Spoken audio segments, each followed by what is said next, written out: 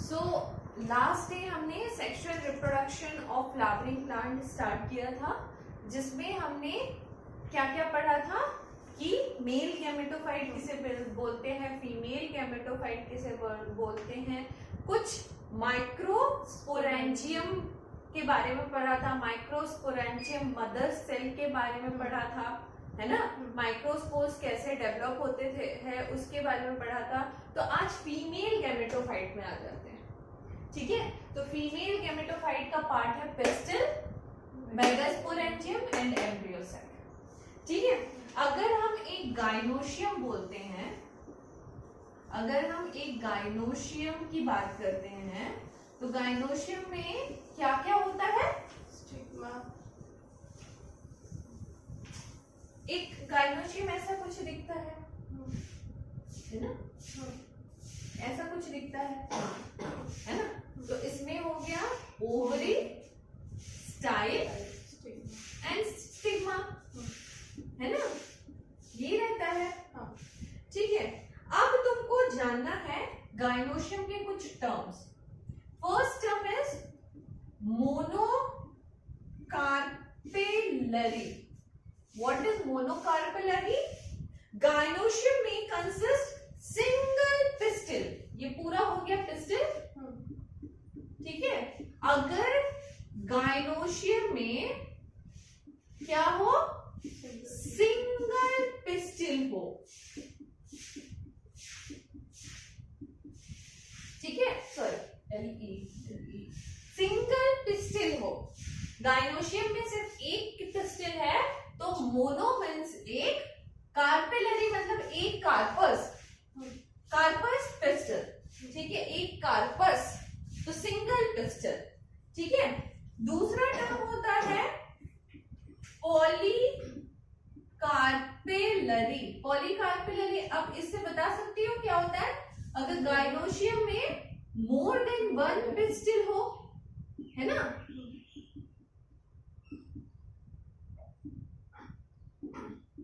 Right, very pistil, spelling क्यों गलत लिखने वाला, ठीक है, ओके।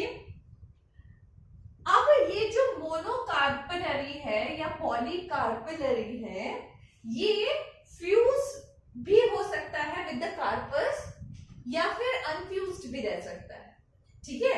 इफ फ्यूज्ड रहेगा, अगर ये मोनोकार्पेलरी, ये कार्पस अगर फ्यूज्ड रहेगा, तो उसको हम बोलेंगे सिनकार्पस,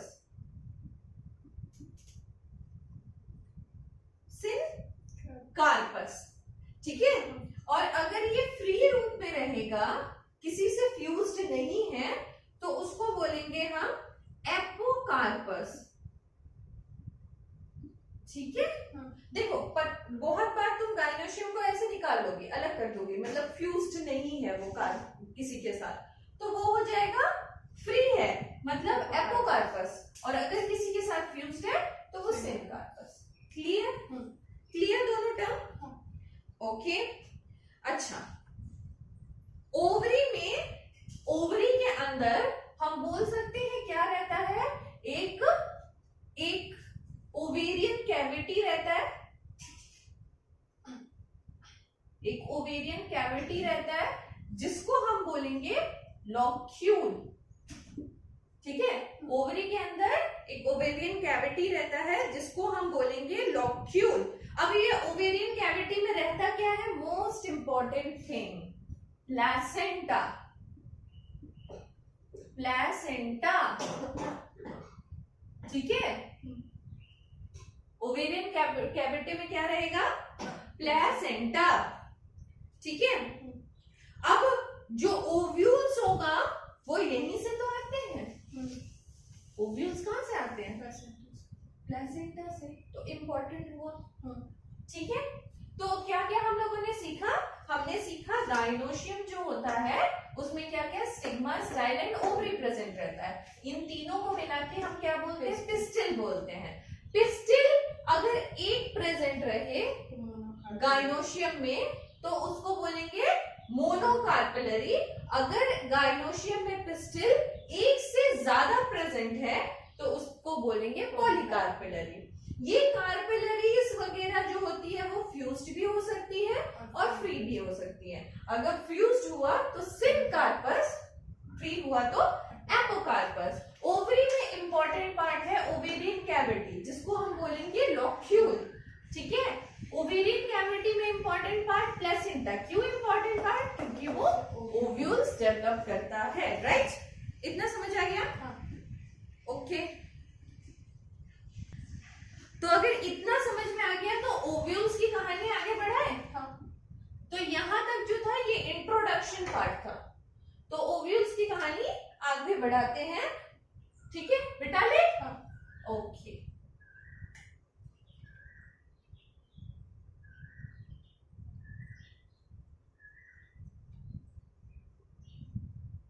अब इतने देर में तुमने बोला, सोचा होगा ये डायग्राम क्यों बनाया, अभी तक तो डायग्राम का यूज नहीं किया, तो अब डायग्राम का यूज है। This is a ovule.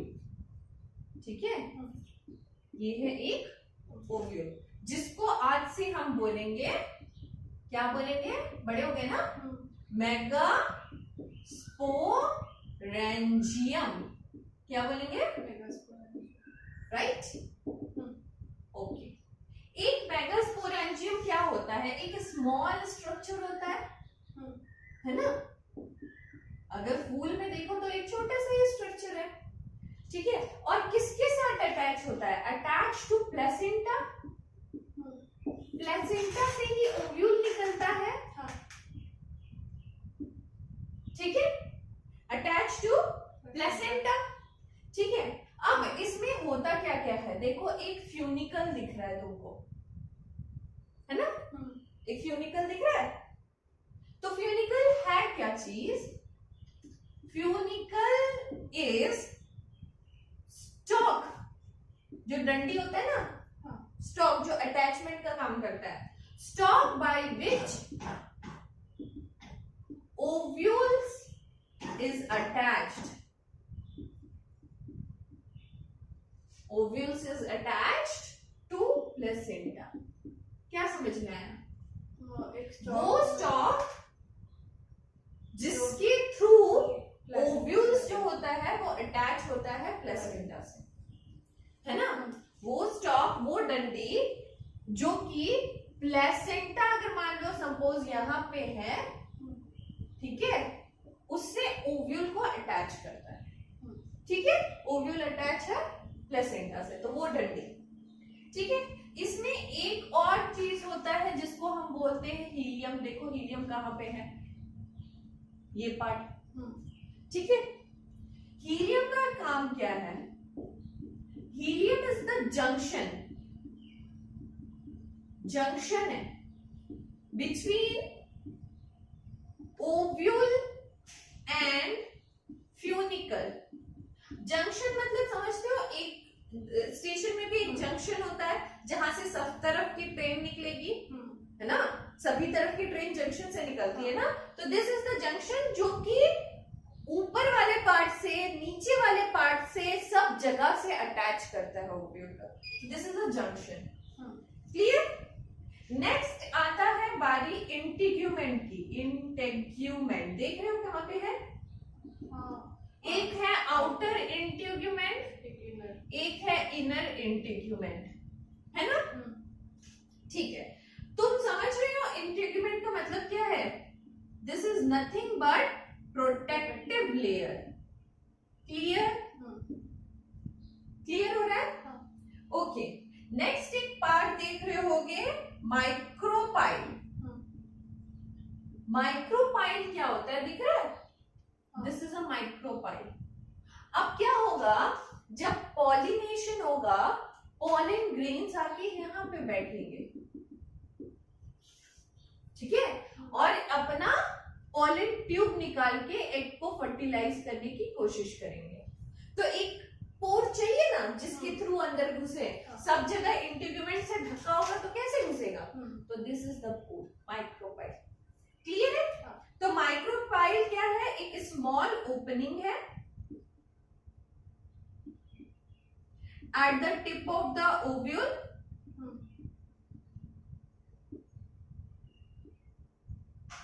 where pollen tube enter, है ना? फ्रॉम वेयर लिख सकते हैं, from where pollen tube enters, right? Clear है? एम्ब्रियो सैक का मतलब समझ ही रहे होगे, एक सैक जिसमें एम्ब्रियो का फर्टिलाइजेशन के बाद एम्ब्रियो का डेवलपमेंट होगा, है ना? ठीक है, तो एम्ब्रियो सैक के बारे में तो खुद ही लिख सकते हो। एम्ब्रियो सैक क्या होगा? फर्टिलाइजेशन के बाद एम्ब्रियो, जाइगोट, जाइगोट के बाद एम्ब्रियो, है ना? जहां पे एम्ब्रियो डेवलप करेगा दैट इज एम्ब्रियो सैक। ठीक है, एक देख रहे होगे चैलेजल पोल, है ना? Chalazal pole is nothing but it is a basal part of ovule. तो यहाँ पे बस यही लिख सकते हैं, it is a basal part of ovule, support देता है ओव्यूल को। ठीक है, ओके। एक टर्म देख रहे होगे तुम लोग, न्यूसिलस। ठीक है, न्यूसिलस क्या है? ओके, यहाँ पे थोड़ा सा ऊपर मिटा रहे हैं, ऊपर का पार्ट अभी नहीं है। Okay, last is nucellus. Nucellus क्या है? A mass of cell enclosed in integument,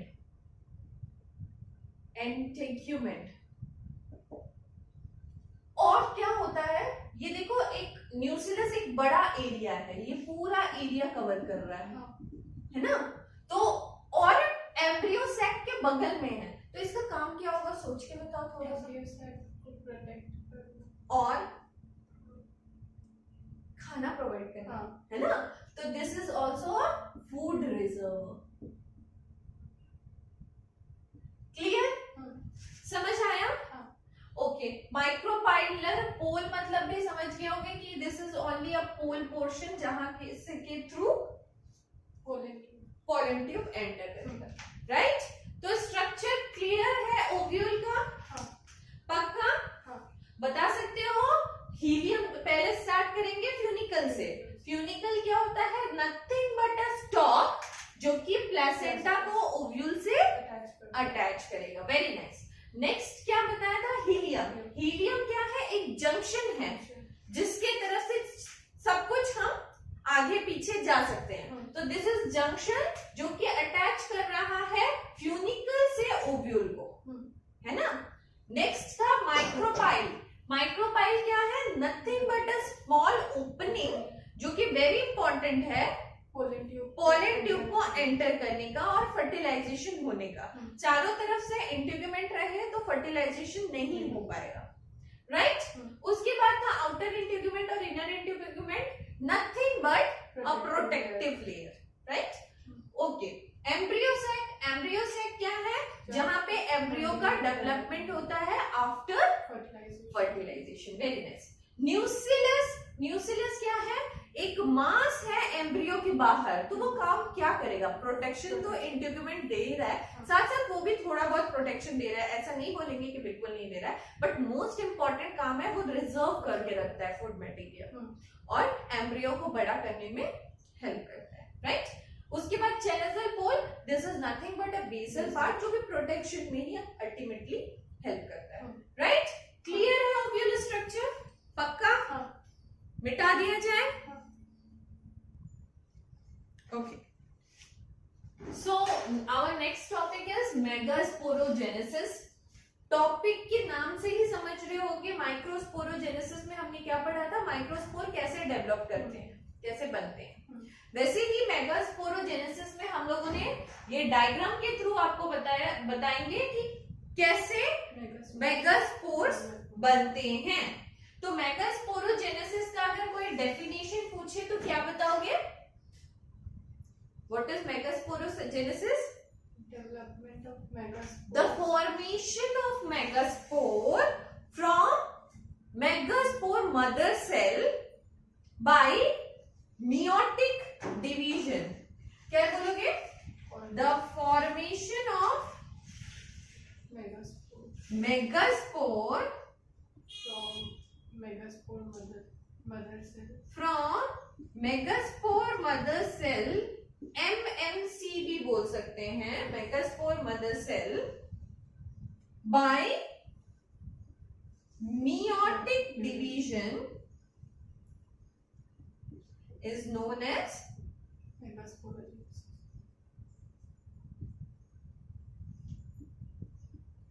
megasporogenesis. ये कहानी कहाँ हो रही होगी, कौन से पार्ट में हो रही होगी?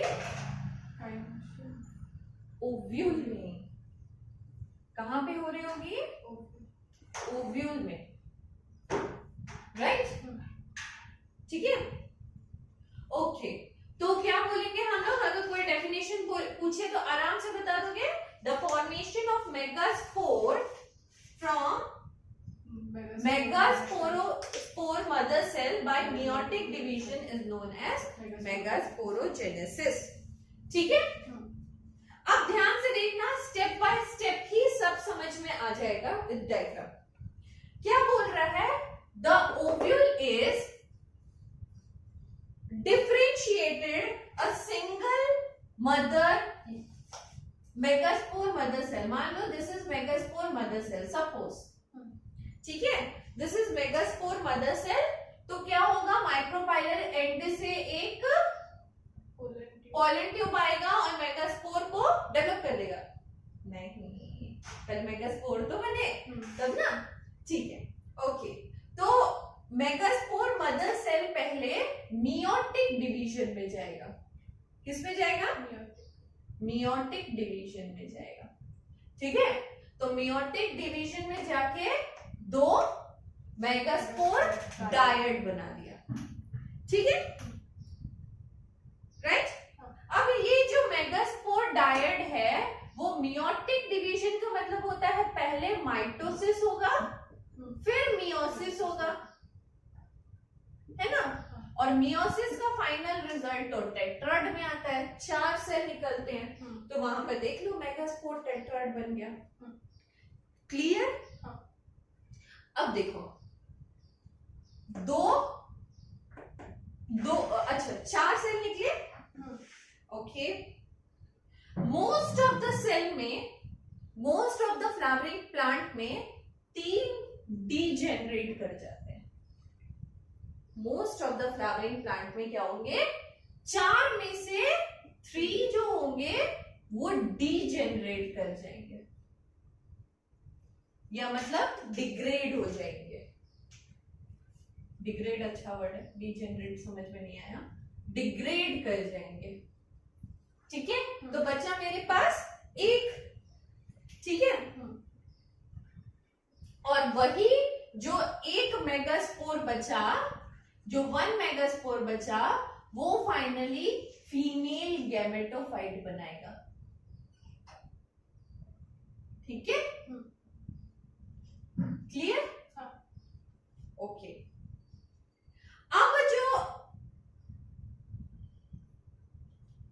एक मिनट टाइम दो,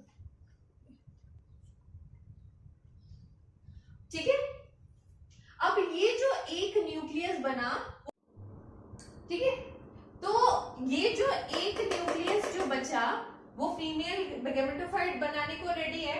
वो एक न्यूक्लियस पहले फर्स्ट डिवीजन में गया तो 2 न्यूक्लियाई बनाया, फिर सेकंड डिवीजन में गया तो 4 न्यूक्लियाई बनाया, थर्ड डिवीजन में गया तो 1 न्यूक्लियाई बनाएगा। बना सकता है, कोई दिक्कत नहीं है।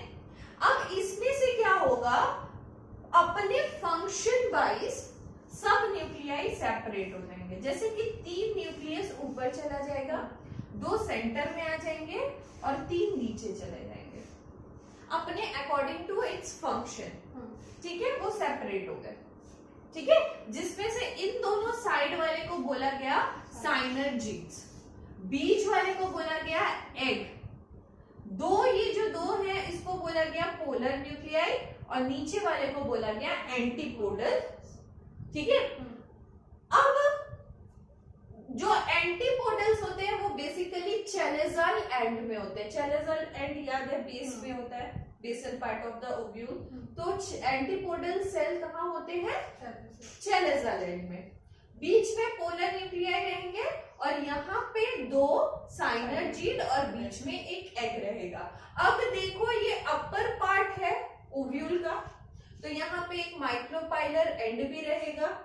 देखो माइक्रोपाइलर एंड है जहां से अब एग तो फॉर्म हो गया है। अब फर्टिलाइजेशन में कोई दिक्कत नहीं। अब पॉलन ग्रेन्स आएगा तो पॉलन ट्यूब निकाल के उसको फर्टिलाइजेशन हो पाएगा।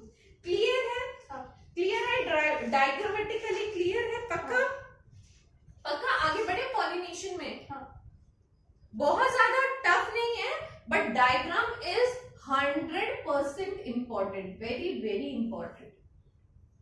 ठीक है, डिफिकल्ट इसमें कुछ नहीं है बट इंपॉर्टेंट। क्लियर? पॉलिनेशन। ठीक है, नेक्स्ट टॉपिक इज पॉलिनेशन। तो पॉलिनेशन में सबसे सिंपल डेफिनेशन हम लोगों को आता है transfer of pollen grain to stigma. अरे यार आज स्पेलिंग का क्या बैंड बजा हुआ है। Transfer of pollen grain from anther to stigma. Anther to stigma. Stigma. ठीक है, यही होता है। ठीक है, तो इतना तो बहुत अच्छे से पता है बट इसमें भी कुछ और नए टर्म्स जानने को मिलेंगे। पहला है, first term is autogamy. Autogamy. Autogamy का मतलब होता है transfer of pollen grain from anther to stigma, तो पक्का होगा। But anther to stigma of, okay, autogamy का मतलब होगा transfer of pollen grain from anther to stigma, तो पक्का होगा ऑफ सेम फ्लावर। ठीक है, अब सेम फ्लावर कैसे याद रखेंगे? ऑटो मतलब सेल्फ, तो सेम फ्लावर। सेल्फ को गेमी कर लेना, सेल्फ को फर्टिलाइज कर लेना, मतलब सेल्फ फ्लावर को, मतलब एक ही फ्लावर में, सेम फ्लावर में ही फर्टिलाइजेशन हो जाना। ठीक है, दैट इज ऑटोगेमी। ऑटोगेमी में 2 टर्म्स और आते हैं। एक है क्लिस्टोगैमस और दूसरा टर्म है कैस्मोगैमस। ठीक है, अब देखो बहुत सारे फ्लावर ना खिलते ही नहीं, ओपन नहीं होते, तो क्या उसमें फर्टिलाइजेशन नहीं होता? होगा ना, तभी ना कुछ नेक्स्ट जनरेशन उनका भी आता है। तो जो एक्सपोज्ड नहीं होते हैं फ्लावर, उनमें क्लिस्टोगेमी होता है। ठीक है, जैसे कि हम लिख सकते हैं flower which do not open, which do not open. तो अगर ओपन नहीं होते हैं तो तुम इसमें बोल सकते हो कि क्रॉस पॉलिनेशन हो सकता है। हाँ, ओपन ही नहीं हो रहा है। सेल्फ पॉलिनेशन मतलब अपने ही फ्लावर को पॉलिनेट कर लेना। क्रॉस मतलब कोई और फ्लावर का पॉलन ग्रेन्स आके इसमें आएगा और उसको फर्टिलाइज करेगा। अरे खुला ही नहीं है तो फर्टिलाइजेशन कैसे होगा? तो cross pollination is not possible, है ना? क्लियर हो रहा है? तो क्रॉस पॉलिनेशन का तो कोई चांस ही नहीं है, राइट? ओके, इसमें सीड फॉर्मेशन होगा। ऐसा नहीं है कि क्रॉस पॉलिनेशन नहीं हो रहा है तो सीड फॉर्मेशन नहीं होगा, सीड फॉर्मेशन होगा। एग्जाम्पल लिख लो, बहुत बार पूछ लिया जाता है, दैट इज वोला या फिर ऑक्जेलिस या फिर कोमलिना। ठीक है, these are some example cleistogamous flower का जो नहीं खिल रहे हैं बट अपने ही अंदर सेल्फ फर्टिलाइजेशन कर ले रहे हैं और अपने ही अंदर फर्टिलाइजेशन करके सीड भी पैदा कर सकते हैं। क्लियर? अब जब ये खिल नहीं रहे हैं तो ये क्या होगा? क्लास्मोगेमस खिलेगा। Flower which is exposed, flowers which have exposed anther and stigma। ठीक है, तो इसमें तो सेल्फ पॉलिनेशन पक्का होगा। इसमें सेल्फ भी हो सकता है और क्रॉस भी हो सकता है, कुछ भी हो सकता है, और सीड फॉर्मेशन तो ये भी करेंगे। क्लियर हुआ? क्लियर हुआ दोनों में difference? Okay, next term is geitonogamy. ठीक है, ऑटोगैमी मतलब सेम फ्लावर में transfer of pollen grain from anther to stigma होगा। गेटेटोगैमी में बस एक ही डिफरेंस है कि सेम फ्लावर नहीं होगा, different flower of the same species होना चाहिए, है ना। तो transfer of pollen grain from anther to stigma, उतनी कहानी तो लिखी लोगी, साथ साथ में ऑफ डिफरेंट फ्लावर, है ना, different flower of same species. Clear? ठीक है, अब इसमें बताओ क्रॉस पॉलिनेशन होगा कि सेल्फ पॉलिनेशन होगा? ऑब्वियसली डिफरेंट फ्लावर हो रहा है तो क्रॉस होगा। ठीक है, ऑब्वियसली डिफरेंट फ्लावर हो रहा है तो क्रॉस पॉलिनेशन होगा। क्रॉस पॉलिनेशन कैसे होगा? थ्रू एजेंट्स, कोई भी एजेंट्स रहेंगे। क्लियर? नेक्स्ट एक टर्म आता है xenogamy. What is the term? Xenogamy. इसमें क्या होगा? अच्छा, sorry, different flower of same plant होगा। Sorry, I am so sorry, same plant होगा और उसमें होगा सेम स्पीसीज। अच्छा देखो, एक फ्लावर ऊपर है, एक फ्लावर नीचे है सेम प्लांट में। ठीक है, ऊपर के फ्लावर का एंथर गिर के नीचे के फ्लावर में, दिस इज गेनेटोगेमी। समझ आ गया होगा? इसमें वो चीज होगी जो हमने इसमें पहले बताया था, transfer of pollen grain from anther to stigma of different flower of same species. ठीक है, क्लियर है? दोनों में डिफरेंस पता चला? ऑटोगैमी, गेनेटोगैमी, ज़ेनोगैमी, दोनों में, तीनों में डिफरेंस समझ में आ गया। क्लेस्टोगैमस किसको बोलते हैं, कैस्मोगैमस किसको बोलते हैं, समझ में आ गया? ठीक है, ओके। इसके बाद कुछ सिंपल से टॉपिक आएंगे, इसको मिटा दें। अब सिंपल टॉपिक्स में ये है कि पॉलिनेशन कैसे होता है। ऑफ कोर्स अगर क्रॉस पॉलिनेशन हो रहा है तो फिर कोई ना कोई एजेंट चाहिए होगा, है ना, कोई ना कोई एजेंट्स चाहिए होंगे। तो एजेंट्स ऑफ पॉलिनेशन क्या क्या हो जाएंगे? Water, wind, biotic, abiotic. Biotic में क्या क्या आ जाएंगे? इंसेक्ट वगैरह। ठीक है, तो ये सारे एजेंट्स हो सकते हैं और आप इसका नाम लिख सकते हो ना अपने से। छोड़ दे इसको, ओके। अच्छा, नेक्स्ट टॉपिक आता है adaptation in flowers for pollination. Pollination के लिए क्या क्या एडेप्शन करती है कोई भी फ्लावर? अगर पॉलिनेशन करना है तो कुछ तो एडेप्ट करना होगा, नया कुछ, तब ना क्रॉस पॉलिनेशन में जाएंगे। Of course we are talking about cross pollination, not about self pollination.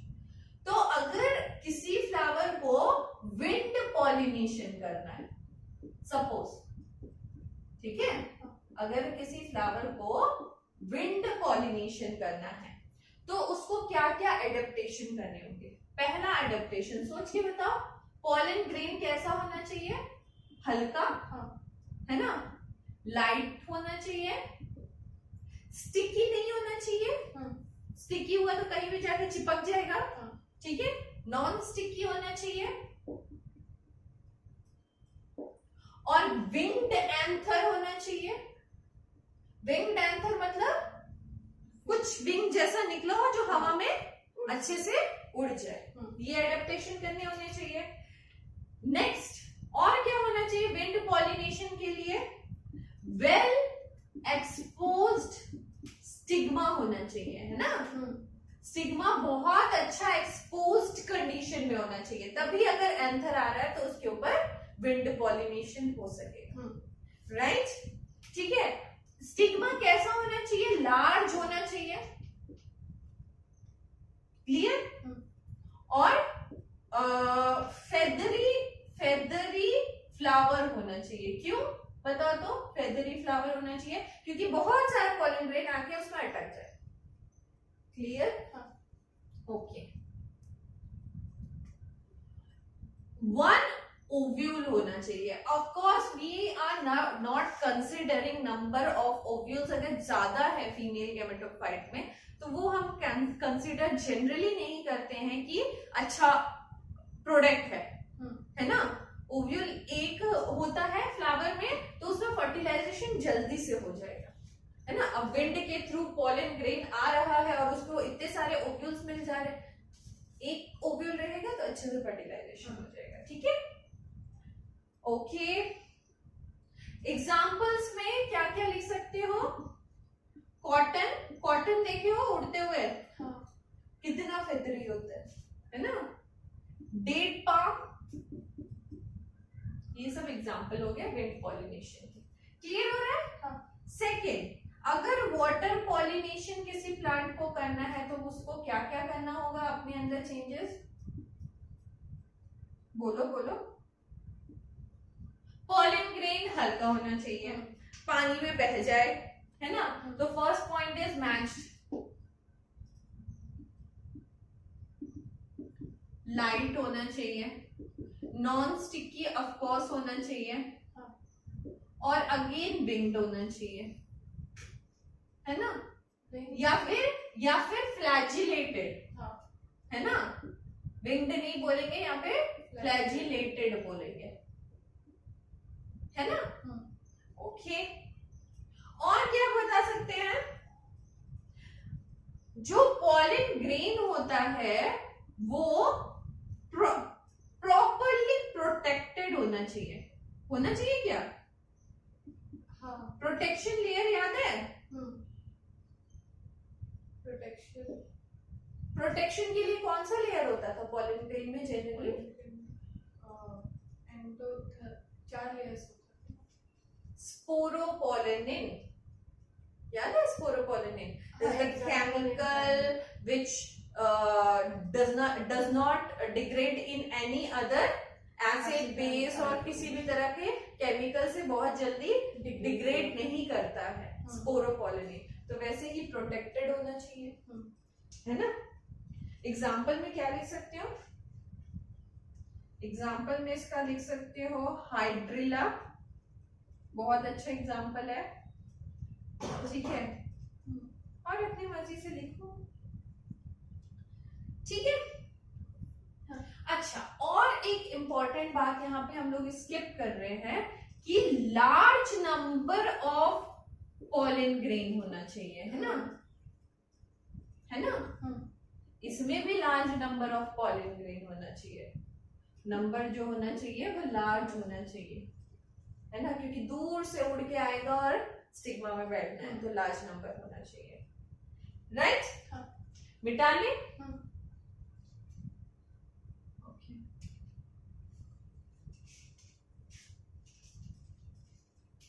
दो तरह का हो गया। नेक्स्ट कौन सा बचा? विंड हो गया, वाटर हो गया, और इंसेक्ट पॉलिनेशन, ठीक है। अगर इंसेक्ट से पॉलिनेशन हो रहा है तो